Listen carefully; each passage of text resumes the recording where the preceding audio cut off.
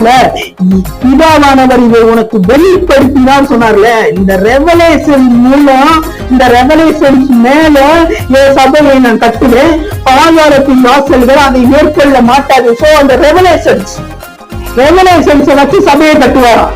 வரப்போற நாட்கள்ல அவர் ரெவலேஷன்ஸ் வச்சு, வெளிப்பாடுகளை வைத்து அவர் சபையை கட்டுவார். பாதாளத்தின் வாசல்கள் அந்த வெளிப்பாடுகளை ஒன்றுமே செய்ய முடியாது. சோ அதான் சொல்றாரு, பேதுருவை வச்சு சபையை கட்டினா அவர் 3 தடவை மழை வச்சிருக்கானே ஆண்டவரை, 3 தடவை மழை வச்சிருக்காங்க. தெரிஞ்சு அவரை சொல்லுவாரா? வெளிப்பாடு அந்த வெளிப்பாடுகளை வைத்துதான் சபையை கட்டுவார்.